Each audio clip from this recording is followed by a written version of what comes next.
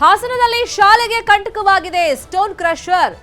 ಕಲ್ಲು ಗಣಿಗಾರಿಕೆಯ ಕಾಟಕ್ಕೆ ಶಾಲೆ ಬಿಟ್ಟಿದ್ದಾರೆ ಎಲ್ಲಾ ಮಕ್ಕಳು. ಅರಕಲಗೂಡು ತಾಲೂಕಿನ ಮಕ್ಕಳಿಗೆ ಈ ಕ್ರಷರ್ನಿಂದಾಗಿ ಸಂಕಷ್ಟ ಎದುರಾಗಿದೆ. ಶಾಲೆಗೆ ಹೋದ್ರೆ ಒಂದ್ ಕಡೆ ಶಾಲೆಯಲ್ಲಿ ಪಾಠವನ್ನ ಕೇಳಕ್ ಆಗ್ತಾ ಇಲ್ಲ, ವಿಪರೀತ ಸೌಂಡ್ ಬರುತ್ತೆ, ಮತ್ತೆ ಕುತ್ಕೊಳ್ಳಕ್ಕಾಗಲ್ಲ, ಯಾಕಂದ್ರೆ ವಿಪರೀತ ಧೂಳಿನ ಸಮಸ್ಯೆ. ಕೊಣನೂರು ಹೋಬಳಿಯ ನೆಹರು ನಗರದ ಶಾಲೆಯಲ್ಲಿ ಈ ಅವ್ಯವಸ್ಥೆ ಆಗಿರೋದು. ಕ್ರಷರ್ ಧೂಳು ಶಬ್ದದಿಂದಾಗಿ 16 ಮಕ್ಕಳಿದ್ರಲ್ಲ, ಎಲ್ಲರೂ ಶಾಲೆಯನ್ನ ಬಿಟ್ಟಿದ್ದಾರೆ. ಬಂಡೆ ಬ್ಲಾಸ್ಟ್ ನಿಂದ 16 ಮಕ್ಕಳು ಬೆಚ್ಚಿ ಬೀಳ್ತಾ ಇದ್ದಾರೆ. ಶಾಲೆಯಿಂದ 300 ಮೀಟರ್ ದೂರದಲ್ಲೇ ಕ್ರಷರ್ಗೆ ಪರ್ಮಿಷನ್ ಕೊಟ್ಟಿದ್ದಾರೆ. 1,000 ಜನ ಇರುವಂತ ಗ್ರಾಮಸ್ಥರಿಗೂ ಈಗ ಟೆನ್ಷನ್ ಶುರುವಾಗಿದೆ. ಈ ಕ್ರಷರ್ ನಿಲ್ಲಿಸದೆ ಹೋದ್ರೆ ನಾವು ಮಕ್ಕಳನ್ನ ಶಾಲೆಗೆ ಕಳ್ಸಕ್ಕಾಗಲ್ಲ, ಒಂದ್ ವೇಳೆ ಅದು ನಿಲ್ಸಿದ್ರೆ ನಾವು ಮಕ್ಕಳನ್ನ ಶಾಲೆಗೆ ಕಳಿಸ್ಕೊಡ್ತೀವಿ ಅಂತ ಹೇಳಿ ಪೋಷಕರು ಹೇಳ್ತಾ ಇದ್ದಾರೆ. ಅವ್ರು ಹೇಳೋದು ಸರಿಯಾಗಿದೆ, ಯಾಕಂದ್ರೆ ಯಾವ ಸಂದರ್ಭದಲ್ಲಿ ಬ್ಲಾಸ್ಟ್ ಮಾಡ್ತಾರೆ, ಆ ಕಲ್ಲಿನ ಪೀಸ್ ಯಾವಾಗ ಬಂದು ಮಕ್ಕಳು ತಲೆ ಮೇಲೆ ಬೀಳುತ್ತೆ, ಪ್ರಾಣ ಹಾನಿ ಆಗುತ್ತೆ ಹೇಳಕ್ಕಾಗಲ್ಲ. ಇನ್ನೊಂದು ಕಡೆ ವಿಪರೀತ ಧೂಳು ದೃಶ್ಯದಲ್ಲಿ ತೋರಿಸ್ತಾ ಇದೀವಿ ನೋಡಿ. ಹೆಂಗ್ ತಾನೇ ಮಕ್ಕಳು ಪಾಪ ಶಾಲೆಯಲ್ಲಿ ಈ ಧೂಳಲ್ಲಿ ಕೂತ್ಕೊಂಡು ಪಾಠ ಕೇಳಕ್ ಸಾಧ್ಯ ಇದೆ. ಇನ್ನು ಶಬ್ದ ಕೂಡ ಜೋರಾಗಿ ಬರ್ತಾ ಇದೆ ಆ ಕ್ರಷರ್ನಿಂದಾಗಿ. 1 ರಿಂದ 5ನೇ ಕ್ಲಾಸ್ನಲ್ಲಿದ್ದ ಎಲ್ಲ 16 ಮಕ್ಕಳು ಶಾಲೆಗೆ ಬರ್ತಾ ಇಲ್ಲ. ಟೀಚರ್ ಡೈಲಿ ಶಾಲೆಗೆ ಬಂದು ಕಾಲ ಕಳಿಬೇಕು, ಯಾಕಂದ್ರೆ ಮಕ್ಕಳು ಯಾರು ಬರ್ತಾ ಇಲ್ಲ. ಪೋಷಕರು ಹೇಳ್ತಿರೋದು ಅದನ್ನ ನಿಲ್ಲಿಸಿ, ಫಸ್ಟ್ ಸ್ಟಾಪ್ ಮಾಡಿಸಿ, ಆಮೇಲೆ ನಾವು ಮಕ್ಕಳನ್ನ ಶಾಲೆಗೆ ಕಳಿಸ್ತೀವಿ ಅಂತ ಅವ್ರು ಹೇಳ್ತಾ ಇದ್ದಾರೆ. ಎಕ್ಸಾಮ್ಸ್ಗೂ ಕೂಡ ಮಕ್ಕಳು ಬರ್ತಾ ಇಲ್ಲ. ಒಟ್ಟಿನಲ್ಲಿ ಶಾಲೆಗೆ ಈ ಕ್ರಷರ್ ಕಂಟಕವಾಗಿದೆ. ತುರ್ತಾಗಿ ಈ ಬಗ್ಗೆ ಅಧಿಕಾರಿಗಳು ಗಮನ ಹರಿಸಬೇಕು. ಈ ಬಗ್ಗೆ ಸ್ಥಳೀಯರು ಮತ್ತೆ ಪೋಷಕರು ಏನೇನು ಹೇಳಿದ್ದಾರೆ ನೋಡೋಣ. ಸರ್, ಇಲ್ಲಿ ಕರೆಕ್ಟಾಗಿ 300 ಮೀಟರ್ ದೂರದಲ್ಲಿ ಕ್ರಷರ್ ಮಾಡ್ತಾ ಇದ್ದಾರೆ. ಇಲ್ಲಿಗೆ ಕಾಣಿಸುತ್ತೆ, ಅಲ್ಲಿ ಸೌಂಡ್ ಈಗಲೂ ಕೆಲಸ ಮಾಡ್ತಾ ಇದ್ದಾರೆ. ಆದರೆ ಬ್ರೇಕರ್ ಇಟ್ಟಿಲ್ಲ ಇವತ್ತು. ಸಿಕ್ಕಾಬಟ್ಟೆ ಸೌಂಡು, ಧೂಳು ಬರುತ್ತೆ. ಆ ಧೂಳಿಂದ ಮಕ್ಕಳ ಆರೋಗ್ಯದ ಮೇಲೆ ಪ್ರಮಾಣ ಬೀರ್ತೈತೆ. ಅದರಿಂದ ಮಕ್ಕಳುಗಳಿಗೆ ಸುಮಾರು ಆರೋಗ್ಯ ಸಮಸ್ಯೆ, ಮಲಗಿದ್ದ ಜಾಗದಲ್ಲಿ ಎಲ್ಲ ಏನೇನು ಮಾಡ್ಕೊತಾ ಇರ್ತವೆ. ಮತ್ತೆ ಏನಾದ್ರು ಬ್ಲಾಸ್ಟ್ ಆಯ್ತು ಅಂದ್ರೆ ಓಡ್ ಬಂದು ತೆಪ್ಕೊತಾ ಇರ್ತವೆ. ಮತ್ತೆ ಸ್ಕೂಲಲ್ಲಿ ನೋಡಿದ್ರೆ ಮಕ್ಕಳಿಗೆ ಕಿವಿ ನೋವು ಅದು ಇದು ಅಂತ ಇರ್ತಾರೆ. ಅಷ್ಟು ಹತ್ರದಲ್ಲಿ ಕೊಟ್ಟಿದ್ದಾರೆ. ಇದ್ರ ಗಮನಕ್ಕೆ DC ಗಮನಕ್ಕೆಲ್ಲ ಹಾಕಿದ್ವಿ. ನಿನ್ನೆ ತಾನೇ ಡಿ ಸಿ ಹತ್ರ ಹೋದಾಗ ಅವರು ಗಣಿಗಾರಿಕರಿಗೆ ಫೋನ್ ಮಾಡಿಸಿ ನಾಳೆ ಸ್ಟಾಪ್ ಮಾಡಿಸಿ ಅಂತ ಹೇಳಿದ್ರು. ಆದ್ರೂ ಇವರು ಸ್ಟಾಪ್ ಮಾಡಿಲ್ಲ. ಅದರಿಂದ ಅರ್ಜೆಂಟ್ ಇದೊಂದು ಫಸ್ಟ್ ಸ್ಕೂಲ್ ಮಕ್ಕಳು ಹೆಚ್ಚು ಕಡಿಮೆ ಜನವರಿ 19ನೇ ತಾರೀಕಿಂದ ಸ್ಕೂಲಿಗೆ ಬಂದಿಲ್ಲ. ಹೆಚ್ಚು ಕಡಿಮೆ ಮಕ್ಕಳ ಎಜುಕೇಶನ್ ಬಗ್ಗೆ ಯೋಚನೆ ಮಾಡ್ತಾ ಇಲ್ಲ ಸರ್ಕಾರ. ಬಂದ್ರೆ ಇಲ್ಲಿ ನೋಡಿದ್ರೆ ತಲೆನೋವು ಅಂತವೆ, ತಲೆಸುತ್ತಿ ಇಲ್ಲೇ ಬಿದ್ದೋಯ್ತವೆ. ಅದ್ರ ಸಮಸ್ಯೆಯಿಂದ ಪೇರೆಂಟ್ಸ್ಗಳು ಯಾರು ಸ್ಕೂಲಿಗೆ ಕಳಿಸ್ತಾ ಇಲ್ಲ ಮಕ್ಕಳನ್ನ. ಇಲ್ಲಿ ನಮ್ಮ ಸ್ಕೂಲ್ ಶಾಲಾ ಮಕ್ಕಳು 1-1.5 ತಿಂಗಳಿಂದ ಶಾಲೆಗೆ ಬರ್ತಾ ಇಲ್ಲ. ಕಾರಣ ಇಷ್ಟೇ, ಗಣಿಗಾರಿಕೆ ನೋಡಿ ಇಲ್ಲಿ ಕಾಣಿಸ್ತಾ ಇತ್ತಲ್ಲ ಧೂಳು ಮತ್ತೆ ಸೌಂಡ್ ಇಂದ ಮಕ್ಳು ಏನ್ ಮಾಡ್ತವೆ ಅಂತಂದ್ರೆ ಕಿವಿ ನೋವು, ಒಂಥರ ಬಳಲ್ ಬರೋದು. ಊಟಕ್ಕೆ ಅನ್ನದಲ್ಲೆಲ್ಲ ಇದು ಸಿಗುತ್ತೆ ಅಂತ ಹೇಳ್ಬಿಟ್ಟು ಊಟ ಮಾಡೋದನ್ನ ಒಂದ್ ಸ್ವಲ್ಪ ಮಾಡವ್ರೆ. ಊಟ ಒಂದ್ ಸ್ವಲ್ಪ ನೆಗ್ಲೆಕ್ಟ್ ಆಗಿ ಊಟ ಮಾಡ್ತವೆ ಮಕ್ಳುಗಳು. ಅವ್ರ ಆರೋಗ್ಯಕ್ಕೆ ತೊಂದರೆ ಆಗ್ತಾ ಇರೋದ್ರಿಂದ ಅವು ಏನೋ ಒಂಥರ ಅವ್ರ ಆಕ್ಟಿವಿಟೀಸ್ ನೋಡಿ ನಮ್ಗೆ ಒಂದ್ ಸ್ವಲ್ಪ ಬೇಜಾರಾಯ್ತು. ಭಯ ವಾತಾವರಣ, ರಾತ್ರಿ ಟೈಮ್ ಎಲ್ಲ ಮಕ್ಳು ಬೆಚ್ಚ ಬೀಳ್ತಾ ಇದಾವೆ. ಅದನ್ನೆಲ್ಲ ನೋಡಿ ನಮ್ಗೆ ಪೋಷಕರುಗಳಿಗೆ ನಮ್ಗೆ ಸಹಿಸಕ್ ಆಗ್ತಾ ಇಲ್ಲ. ಯಾಕೆಂದ್ರೆ ನಮ್ಗೆ ನಮ್ಮ ಮಕ್ಳ ಜೀವನ ಮುಖ್ಯ. ಜಿಲ್ಲಾಧಿಕಾರಿಗಳನ್ನ ಮೀಟ್ ಮಾಡಿ ಕೇಳಿದ್ವಿ. ಜಿಲ್ಲಾಧಿಕಾರಿಗಳು ಅವರ PS ಗೆ ಫೋನ್ ಮಾಡ್ಬಿಟ್ಟು ಗಣಿ ಇಲಾಖೆಯವ್ರಿಗೆ ಫೋನ್ ಮಾಡಿ ಸ್ಟಾಪ್ ಮಾಡಕ್ ಹೇಳಿ, ಮಕ್ಕಳನ್ನ ಶಾಲೆಗೆ ಬರಕ್ ಹೇಳಿ, ಇದು ಏನೋ ಎಕ್ಸಾಮ್ ಮುಗಿಯೋರಿಗೆ ಮಕ್ಕಳು ಶಾಲೆಗೆ ಹೋಗಂಗೆ ಅದೇನ್ ಕಾನೂನಾತ್ಮಕವಾಗಿ ಕ್ರಮ ಕೈಗೊಳ್ಳೋಣ ನೆಕ್ಸ್ಟ್ ಅಂತ ಹೇಳಿದ್ರು. ನಮ್ಮ ಮಗಳು ಸ್ಕೂಲಿಗೆ ಕಳಿಸ್ತಾ ಇದ್ವಲ್ಲ ಆಗ್ಲಿಂದ, ಈಗ ಇತ್ತೀಚೆಗೆ ಸೌಂಡ್ ಎಲ್ಲ ಆಗ್ತಿರೋದ್ರಿಂದ ನನ್ನ ಮಗಳು ಡೈಲಿ ಉಚ್ಚೋಳಕ್ಕೆ ತಾಳು ಸಂಜೆ ಸರಿ ಇಲ್ಲೇ ತಿರ್ಬೇಕಾರೆ ರೋಡ್ ಪಕ್ಕದಲ್ಲೇ. ಮೊನ್ನೆ ಹಾಲ್ ಹಾಕಿ ಬರ್ಬೇಕಾದ್ರೆ ಇನ್ನೇನು ಸ್ವಲ್ಪ ಬರೋ ಅಷ್ಟರಲ್ಲಿ ಬ್ಲಾಸ್ಟ್ ಆಯ್ತು. ಇಷ್ಟಪ್ಪ ಕಲ್ಲು ಬಂದಲ್ಲಿ ಸೈಡ್ಗೆ ಬಿಡ್ತು. ಸಿಕ್ಕಾಪಟ್ಟೆ ಭಯ ಆಯ್ತು ನನಗೆ. ಸೌಂಡ್ ಆದ್ರೆ ಈಗ ಸಣ್ಣ ಮಾಡ್ತಾ ಇದ್ರೆ ಮುಂದಿನ ದೊಡ್ಡ ಹಂತಲ್ಲಿ ಮಾಡ್ಬೇಕಾದ್ರೆ ಯಾವ್ದೇ ಕಾರಣಕ್ಕೂ ಇಲ್ಲಿ ಇರಕ್ ಆಗಲ್ಲ. ಈಗ ಅಲ್ಲಿ ಹೇಮಾವತಿಯಿಂದ ಮುಳುಗಡೆ ಅಲ್ಲಿಂದ ಇಲ್ಲಿ ಕಳ್ಸಿದ್ರು. ಈಗ ಇಲ್ಲಿ ಇರಕ್ ಅವಕಾಶ ಇಲ್ಲ ಅಂದ್ಮೇಲೆ ಇನ್ನು ಎಲ್ಲಿಗೆ ಹೋಗ್ಬೇಕು ನಾವು? ಅದಕ್ಕೆ ಸರ್ಕಾರನೇ ಅದಕ್ಕೆ ಉತ್ತರ ಕೊಡ್ಬೇಕು. ಕೃಷ್ಣ ಬೈರೇಗೌಡರು, ಜಿಲ್ಲಾ ಉಸ್ತುವಾರಿ ಎಲ್ಲರೂ ಕ್ರಮ ತಗೋಬೇಕು. ಅದಕ್ಕೆ ಮಕ್ಕಳು ಭಯ ಬೀಳ್ತಾರೆ ಸರ್, ಖಂಡಿತವಾಗ್ಲು ಓದ್ಲಿಕ್ಕೆ ಆಗೋದಿಲ್ಲ. ಇಲ್ಲಿ ಹೇಮಾವತಿ ಮತ್ತೆ ಅಲ್ಲಿ ಹೋಯ್ತಿವೆ ಮಕ್ಳು ಮರಿ ದನ ಕಡೆ ಹೋಗ್ಬಿಟ್ಟು, ಇಲ್ಲ ಹೇಮಾವತಿ ಜಾಗ ಕೊಡ್ಲಿ, ಇಲ್ಲ ಡ್ಯಾಮಲ್ಲಿ ಬೆಳಕ್ಕೆ ನಿಮ್ಗೆ ಜಾಗ ಕೊಡ್ಲಿ, ಅಲ್ಲಿ ಕಳ್ಸಿರೋ. ಇಲ್ಲಿ ನಮ್ದಿಲ್ಲ. ನೈಟು ಮಲಕ್ ಹಾಕಲ್ಲ, ಧೂಳು ಮತ್ತೆ ಇದು ಸೌಂಡು ಇದೆಲ್ಲ ನೋಡ್ತಿಲ್ಲ ಮನೆ ಐತೆ. ಇಲ್ಲ ರಾಜೇಶ್ಗೆ ಅನುಕೂಲ ಆಗ್ಲಿ, ಇಲ್ಲ ನಮ್ಗೆ ಅನುಕೂಲ ಆಗ್ಲಿ. ಈಗ ನಮ್ಗೆ ಕೊಟ್ಬಿಡಿ, ಹೇಮಾವತಿ ಡ್ಯಾಮಲ್ಲಿ ಹೊಡೆದ್ಬಿಟ್ಟು ಜಾಗ ಕೊಡ್ಲಿ ನಮ್ಗೆ ಇರೋ ಜಾಗವ. ನಮ್ಮ ತಾತ ಅಂದ್ರೆ ಅಲ್ಲಿ ಇದ್ ಮಾಡಿತ್ತು, ಮತ್ತೆ ನಮ್ಮ ಅಪ್ಪನ ಸೌತೋತ್ ನಮ್ ಸಾಕಿವ್ರೆ. ಈಗ ಒಂದು ರಾಜೇಶ್ ಕೊಟ್ರೆ ಬರ್ತಾ ನಾವು ಒಬ್ರು ಶ್ರೀಮಂತರು 100 ಜನ ರೈತರು ಸಾಧ್ಯ ಅನ್ನ ಹಾಕ್ತಿವಿ. ರಾಜೇಶ್ ಹಾಕೋಣ ಸರ್, ಬ್ಲಾಕ್ ಆದ್ರೆ ಒಂಥರ ಜೀವನ ನಡಿದಂಗ ಆಗ್ತದೆ. ಮೊನ್ನೆ ನಾನೊಂದ್ ನಡ್ಕೊಬತ್ತದ್ನ ಗಮನವಾಗಿ ಬ್ಲಾಕ್ ಆದಕ್ಕೆ ಒಂಥರ ಎದೆ ಕೂಡ ಹಂಗೆ ಕಟಾಗಿ ನಡಿದಂಗ. ಇದೇ ವಿಚಾರವಾಗಿ ಇನ್ನಷ್ಟು ಡೀಟೇಲ್ ಆಗಿ ಇನ್ಫಾರ್ಮೇಶನ್ ಕೊಡ್ತಾ ಹೋಗೋದಕ್ಕೆ ನೇರ ಸಂಪರ್ಕದಲ್ಲಿ ಕನೆಕ್ಟ್ ಆಗಿದ್ದಾರೆ ನಮ್ಮ ರಿಪೋರ್ಟರ್ ಕೃಷ್ಣಮೂರ್ತಿ. ಶಾಲೆ ಹತ್ರನೇ ಗಣಿಗಾರಿಕೆಗೆ ಪರ್ಮಿಷನ್ ಕೊಟ್ಟಿದ್ದು ಯಾವಾಗ ಮತ್ತೆ ಯಾರು? ಯಾಕಂದ್ರೆ ಸಹಜವಾಗಿ ಪ್ರಶ್ನೆ ಉದ್ಭವ ಆಗುತ್ತೆ, ಅಲ್ಲಿ ಜನನಿಬಿಡ ಪ್ರದೇಶದಲ್ಲಿ ಕೊಡಬಾರ್ದು ಅಂತ ಹೇಳಿ. ಇಲ್ಲಿ ಯಾವಾಗ ಪರ್ಮಿಷನ್ ಕೊಟ್ಟಿದ್ರು? ಮತ್ತೆ ಡಿಸಿಗೆ ಹೇಳಿದ್ರಂತಲ್ಲ ಎಕ್ಸಾಮ್ಸ್ ಮುಗಿಯೋ ತನಕ ಎಲ್ಲ ಅದನ್ನ ಮಾಡಬೇಡಿ, ಅಂದ್ರೆ ಗಣಿಗಾರಿಕೆ ಮಾಡಬೇಡಿ, ಬ್ಲಾಸ್ಟ್ ಮಾಡಬೇಡಿ ಅಂತ. ಅದಾಗಿನೂ ಕಂಟಿನ್ಯೂ ಮಾಡ್ತಾ ಇದ್ದಾರಾ? ಶ್ರೀಮಿತಾ, ಈ ಹೋರಾಟ ಸುಮಾರು ಇಂದು ನೆನೆದಲ್ಲ, ಸುಮಾರು 15 ವರ್ಷಗಳಿಂದ ಈ ಒಂದು ಗ್ರಾಮಸ್ಥರ ಹೋರಾಟ ನಡೀತಾನೆ ಇದೆ. 15 ವರ್ಷದಿಂದ ಕೂಡ ಯಾವುದೇ ಪರವಾನಗಿಯನ್ನ ಕ್ರಷರ್ಗೆ ಕೊಟ್ಟಿರಲಿಲ್ಲ. ಆದ್ರೆ ಕಳೆದ 6 ತಿಂಗಳಿನ ಹಿಂದೆ ಇಲ್ಲಿರ್ತಕ್ಕಂಥ ಅಧಿಕಾರಿಗಳು ಕ್ರಷರ್ಗೆ ಪರ್ಮಿಷನ್ ಕೊಟ್ಟಿರ್ತಾರೆ. ಇದು ಡೀಮ್ಡ್ ಅರಣ್ಯಕ್ಕೆ ಪ್ರದೇಶಕ್ಕೆ ಬರುತ್ತೆ. ಆದ ಕಾರಣವಾಗಿ ಯಾವುದೇ ಕಾರಣಕ್ಕೂ ಪರ್ಮಿಷನ್ ಅನ್ನ ಈ ಒಂದು ಕ್ರಷರ್ಗೆ ಕೊಡಬಾರ್ದು ಎಂಬ ಹೋರಾಟವನ್ನ ಹಾಸನ ಜಿಲ್ಲೆಯ ಅರಕಲಗೂಡು ತಾಲೂಕಿನ ನೆಹರು ನಗರ ಗ್ರಾಮಸ್ಥರು ಮಾಡಿದ್ರು. 15 ವರ್ಷದಿಂದ ಕೂಡ ಈ ಒಂದು ತರಾತುರಿಯಲ್ಲಿ ಏನು ಅಧಿಕಾರಿಗಳು ಕೊಡಕ್ಕೆ ಅಂತ ಮುಂದಾಗ್ತಿದ್ರು. ಆದ್ರೆ ಮೇಲಾಧಿಕಾರಿಗಳ ಸೂಚನೆ ಮೇರೆಗೆ ಯಾರು ಕೂಡ ಪರವಾನಗಿ ಕೊಟ್ಟಿರಲಿಲ್ಲ. ಆದ್ರೆ ಕಳೆದ 6 ತಿಂಗಳ ಹಿಂದೆ ಒಂದು ಸರ್ಕಾರದ ಅಧಿಕಾರಿಗಳು ಪರವಾನಗಿಯನ್ನು ಕೂಡ ಕೊಟ್ಟಿದ್ದಾರೆ. ಇಲ್ಲಿ ತೀರಾ ಸಮಸ್ಯೆ ಈಗ ಬಿಗಡಿಸಿರ್ತಕ್ಕಂಥದ್ದು.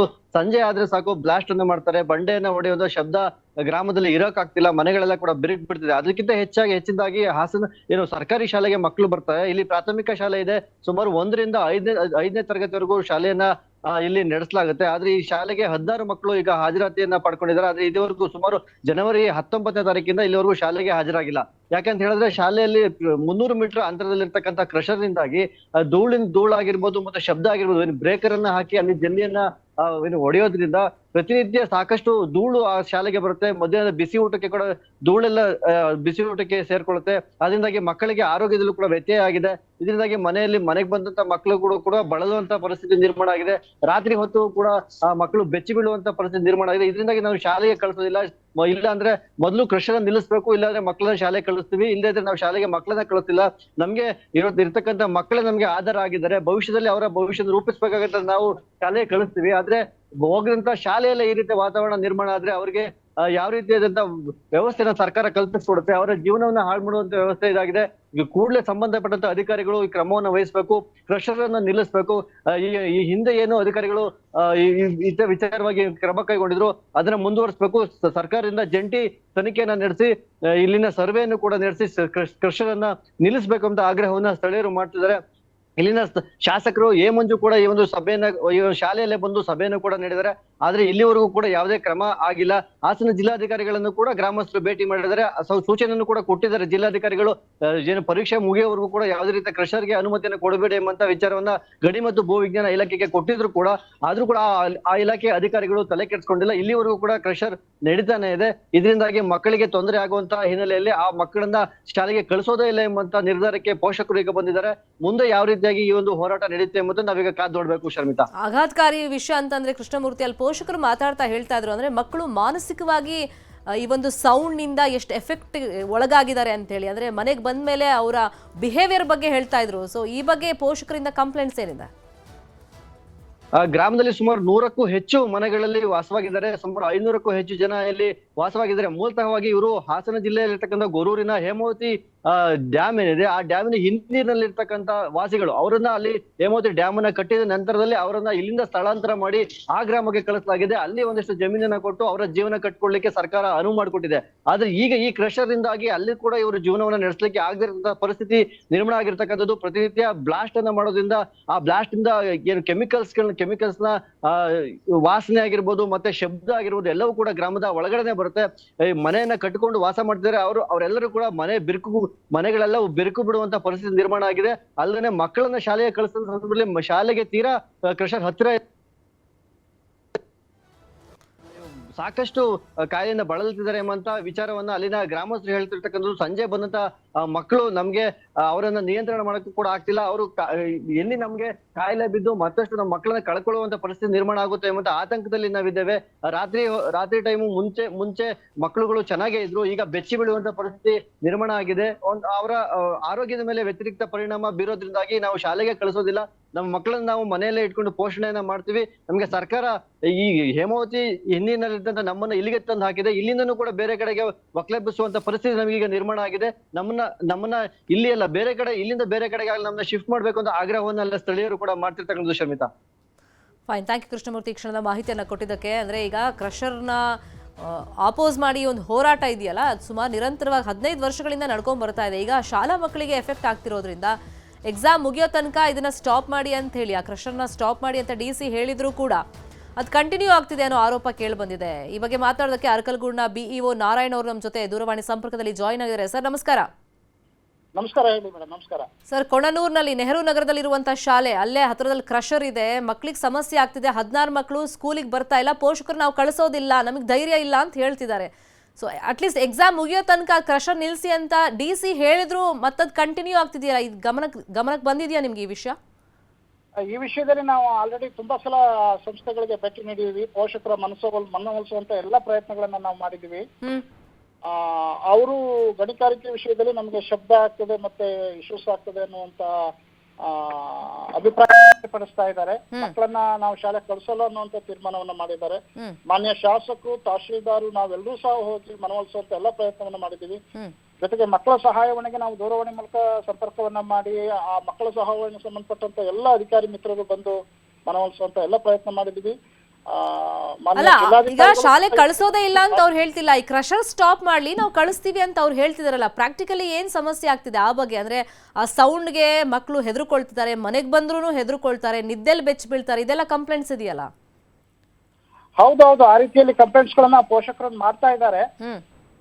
ನಾವ್ ಈ ಬಗ್ಗೆ ಮಾನ್ಯ ತಹಶೀಲ್ದಾರ್ ಜೊತೆಗೆ ಮತ್ತೆ ಗಣಿ ವಿಜ್ಞಾನ ಮತ್ತು ಪರಿಸರ ವಿಜ್ಞಾನದ ಅಧಿಕಾರಿಗಳ ಜೊತೆಯಲ್ಲಿಯೂ ಕೂಡ ನಾವು ಚರ್ಚೆ ಮಾಡಿದೀವಿ, ಕೂತು ಸಭೆಯನ್ನು ಮಾಡಿದೀವಿ. ನಾವು ಪೂರ್ಣ ಪ್ರಮಾಣದಲ್ಲಿ ಮನವೊಲಿಸುವಂತ ಪ್ರಯತ್ನವನ್ನ ಮಾಡ್ತಾ ಇದ್ದೀವಿ. ಇದು ಸಮಸ್ಯೆ 14 ವರ್ಷದ ಹಿಂದಿನಿಂದಲೂ ಆಗಿರುವಂತ ಸಮಸ್ಯೆ ಆಗಿದೆ. ದಯಮಾಡಿ ಈಗ ನೀವು ಮಕ್ಕಳನ್ನ ಈ ರೀತಿ ಪರೀಕ್ಷಾ ಸಮಯದಲ್ಲಿ ಮನೆಯಲ್ಲಿ ಕೂರಿಸ್ಕೊಳ್ಳೋದು ಬೇಡ, ಶಾಲೆ ಕಳಿಸಿ ಅಂತ ಹೇಳಿ ಇದಕ್ಕೆ ಸಂಬಂಧಪಟ್ಟಂತೆ ಜಿಲ್ಲಾಧಿಕಾರಿಗಳು ಕೂಡ ನಾನು ಕ್ರಮ ಜರುಗಿಸ್ತೀನಿ ಅಂತ ಹೇಳಿದ್ದಾರೆ ಮೇಡಮ್. ಸರಿ ಸರ್, ಈಗ ನಾವು ಫಾಲೋ ಅಪ್ ಮಾಡ್ತೀವಿ, ಯಾಕಂದ್ರೆ ಅವರು ಸ್ಕೂಲಿಗೆ ಕಳ್ಸಕ್ ರೆಡಿ ಇದ್ದಾರೆ, ಪೋಷಕರು ಇಲ್ಲ ಅಂತಲ್ಲ. ಬಟ್ ಈ ಕ್ರಷರ್ನ ಸ್ಟಾಪ್ ಮಾಡಿ ಆಮೇಲೆ ನಮಗೆ ಧೈರ್ಯ ಬರುತ್ತೆ, ಕಳಿಸ್ತೀವಿ ಅಂತ DCನೂ ಇದೇ ತರ ಹೇಳಿದ್ರಂತೆ. ಸೊ ಒಂದ್ಸತಿ ನೀವು ವಿಸಿಟ್ ಮಾಡಿ ಸರ್, ಯಾಕಂದ್ರೆ ಮಕ್ಕಳ ಭವಿಷ್ಯದ ವಿಷಯ ಇದು. ಎಕ್ಸಾಮ್ ಟೈಮ್ನಲ್ಲಿ ಈ ರೀತಿ ಡಿಸ್ಟರ್ಬ್ ಮಾಡೋದು ತುಂಬಾ ತಪ್ಪಾಗುತ್ತೆ. ಥ್ಯಾಂಕ್ ಯು ಸೋ ಮಚ್ ಮಾತಾಡಿದ್ದಕ್ಕೆ. ಫಾಲೋ ಅಪ್ ಮಾಡ್ತೀವಿ ಈ ಸುದ್ದಿಯನ್ನ.